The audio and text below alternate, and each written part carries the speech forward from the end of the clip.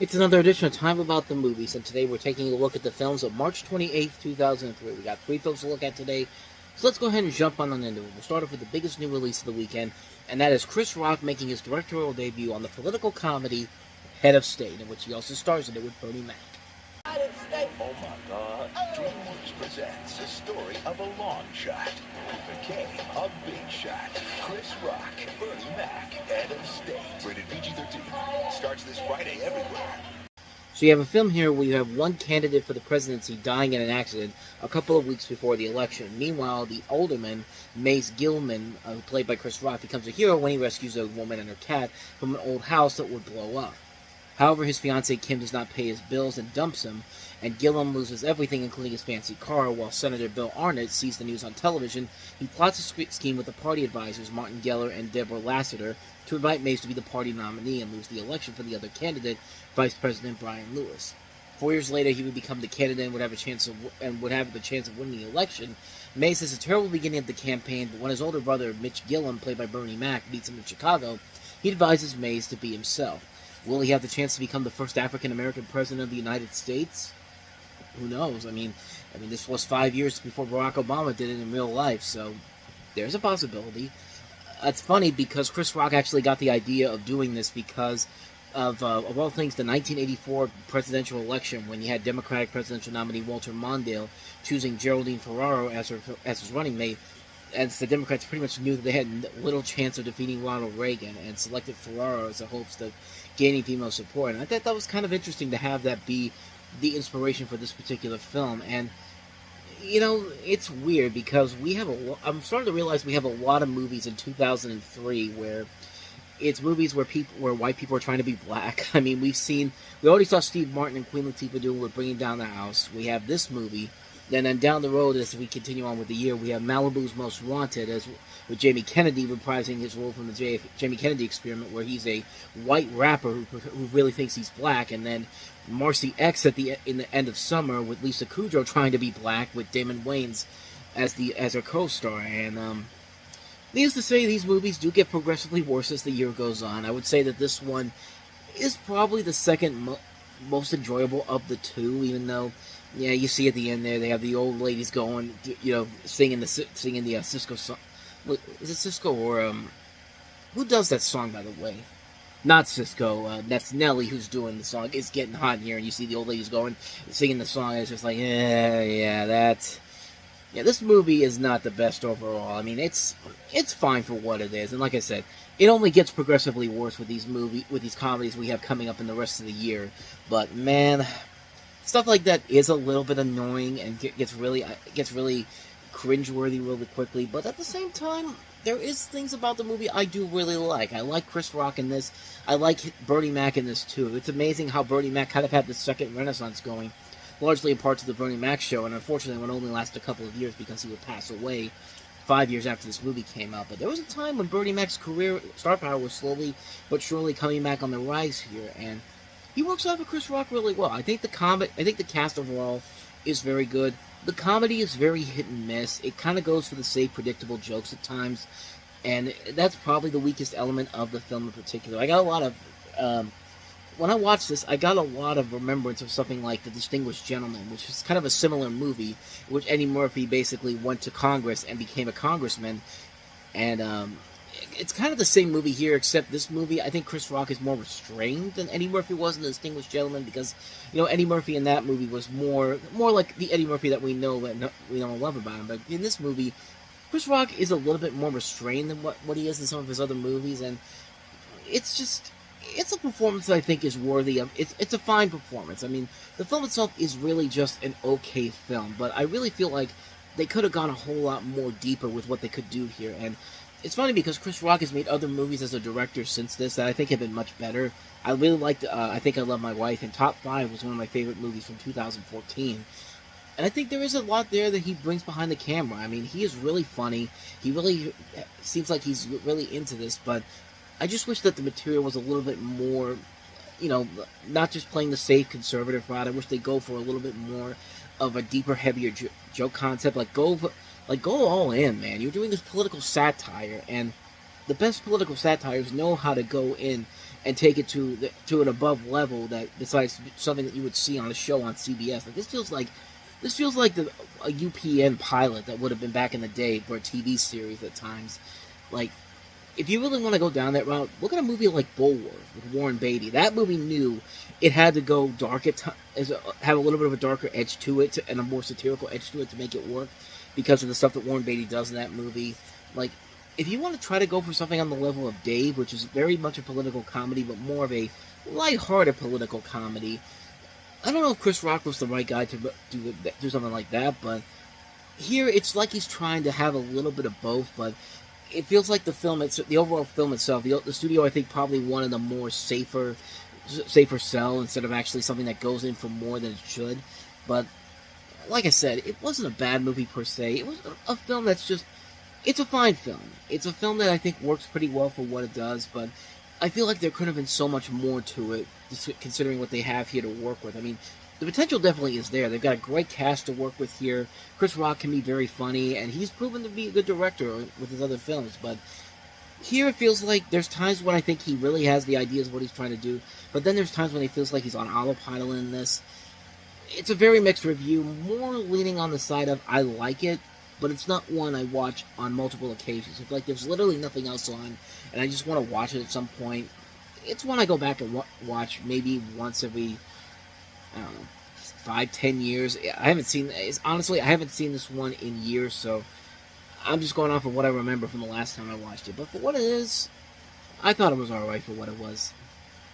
So that's Head of State. So let's go ahead and move on to our next movie, a film that they probably weren't intending to be a comedy, but that's eventually what it became. So much so that the advertisers for this actually promoted this movie as a comedy at some point. Let's talk about the infamous The Core. 32 civilians have been hit the ground dead. The government created the ultimate weapon. Now, something has gone wrong. Every volcano on the planet will blow. How do we fix it? We go to the center of the planet and destroy the weapon before it destroys us. The only way out is in. Get out now! The Core. Rated PG-13. Theaters everywhere. March 28th. Yeah, that first trailer may not advertise it as a comedy. In fact, it's selling as more of a straightforward disaster film and a dramatic disaster film. But quite literally, there's a trailer that came out the same weekend this movie did that literally tells you, well, this is always intended to be a comedy. What are you talking about?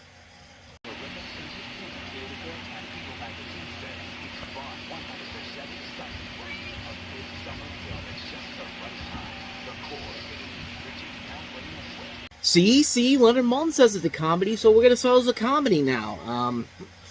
Okay, I don't know if that was their intention, but, I mean, that actually kind of changed my view of this movie when it came out. As the trailer show you focus on a team whose mission is to drill to the center of the Earth and set off a series of nuclear explosions in order to restart the rotation of the Earth's core. I mean, this is a film that I had no intention of ever seeing when it first came out. I was just kind of like, yeah, this is just too stupid for my own taste, because it felt like a film that they were literally trying to create the next, Independence Day, or, what was the other big disaster movie that came out around that time? Armageddon is the one I'm thinking of. Like, they were trying to create the next big hit like that. But, I clearly stepped away from it from a long period of time. I just had no real interest on ever checking this movie out.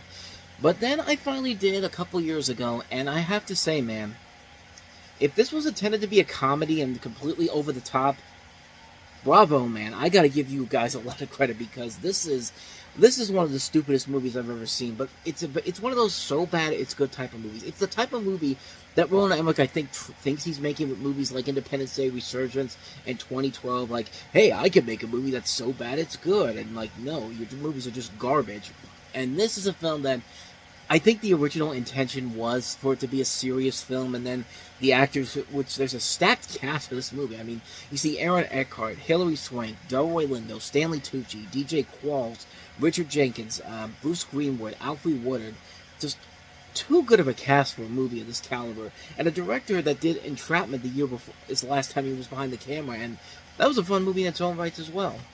Even the trailer for this, which unfortunately I can't show because Paramount's kind of iffy, kind of on those copyright claim type of things, but the trailer should have been a warning sign right away of how stupid this was going to be, because they're talking about how, the rotation of the rotation of the Earth has stopped, which, if the rotation of the Earth stops, everybody's already dead to begin with. I mean, it doesn't take a year to do that. But no, it gets stupider when you look at the plot for this, and here's something I'm looking at right here from the plot synopsis for this movie on Wikipedia, and I want you to listen to something very closely.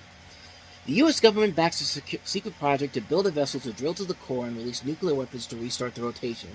They utilize the work of Dr. Ed Brazelton, who has developed unobtainium, a material that can convert extreme heat into electricity, as well as a laser-based high-speed drilling array. Unobtainium, which is something that is so stupid. It's literally a term that's used in fiction as something that does not exist whatsoever, and they literally use it 6 years later in X-Men Origins Wolverine. Like, this is one of the stupidest movies I've ever seen in my life, but at the same time, it's one of the most hilariously bad movies I've ever seen in my life. I mean, this is a film that is so terrible, you can't help but laugh about it. The effects in this movie are so terrible. When the actual destruction happens, it's bad CGI and it's the absolute worst. Granted, there are a couple of times where they do have a little bit of practical effects in there, but it's mostly bad CG and really, really terrible CD. The destruction of Rome alone is absolutely horrible to watch in terms of watching the CG effects in there, because it's people clearly running from a green screen, a poorly put together green screen. This is a film that just did not give a shit whatsoever, and for that, I have to give it credit where credit is due. It's one of those movies where you think that it's one of those movies, you think at first it's going to be something like, When Time Ran Out, that horrible 1980s disaster film that was essentially the end of the disaster film, and that movie was so terrible that they had to sell that as a comedy later on in video form and in television form. Like, it was on NBC in the late 80s as like it had a different title. It was sold more as a comedy, and it was supposed to be taken seriously. You think it's going to be something like that, but it is, but at least in this case, it's hilarious to watch for how bad it is. That movie, When Time Ran Out, is so bad. Like, it's so bad that it killed the disaster movie genre. And it didn't help that Airplane came out not too long after that to really put an end to that and the disaster movie era that we had there. But this is a film that's so stupid and so ridiculously bad. Like, you have to admire the levels of the balls that this movie has to go for how stupid it gets. I mean, it knows it's a comedy. I mean, it may have not started off that way, but they knew exactly what they were doing, and I have to give them a lot of credit for that. And it really turned me around the first time I actually saw this movie, because it was just like, it's a film that I was just like, okay, here we go again, another bad Roland Emmerich film. But no, they actually made something that was so ridiculously stupid and over the top. I have to give it credit for what it was trying to do. This is a guilty pleasure movie. I can see why many people consider this a guilty pleasure film. It's so bad, it's so ridiculously stupid, but goddamn, I had a good time watching it.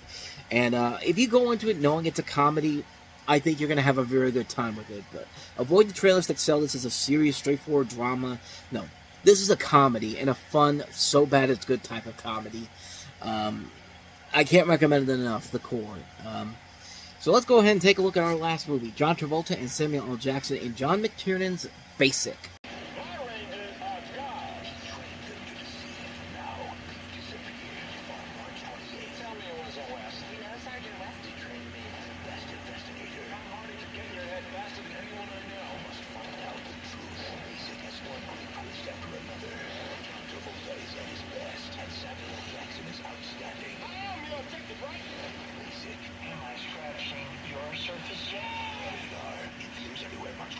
This movie is so basic, I had to do it. It was just right there. But it's the second film starring John Travolta and Samuel L. Jackson after they worked on Pulp Fiction, and it follows a DEA agent solving the mystery of a bungled training exercise that leads to the death of multiple Army Ranger trainees and their instructor. And most notably, this is the last film directed by John McTiernan, who it was his most recent film because he has been in jail for over 10 years after this movie came out. And nobody wants to hire him anymore, and there's probably a good reason for that, because he always finds himself getting into trouble. He has had numerous criminal charges, including where he went to jail for wiretapping. He was convicted of a felony charge. He had an invasion of privacy civil suit. There was debts and bankruptcy. Like, he has been like, this has been he's one of those directors where he's basically been out of work since this movie came out because he just couldn't stay out of trouble. And the film itself, I wish he had a better film to go out on, because, this is the guy that gave us great films like Predator, Die Hard, Hunt for Red October, Last Action Hero, Die Hard with a Vengeance, Thomas Crown Affair. And to go out like this is not a good way to go out. This is a film that is so very much a mess of a film, so sloppy. Its biggest selling point is trying to sell you on the fact that John Travolta and Samuel L. Jackson are back together again. And even though they're hardly in the movie together, and it's not really worth it when they do meet up. I mean, it's not a good film whatsoever. It's so bad it's causing my eye to twitch a little bit. But I don't know what I'm doing. But you get the idea here. The movie is, it's a film that's lackluster on so many levels. They throw so many twists at you. This is Argyle before Argyle had those twist endings that make no sense whatsoever. They just keep throwing them at you, and it's just after the fourth or fifth one, it's just oh my God, just stop already, for the love of God. And it just keeps going and going and going, and it never ends. It never lets up whatsoever.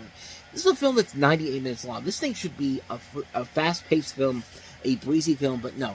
It has to do these things because it literally has nothing else to work with here.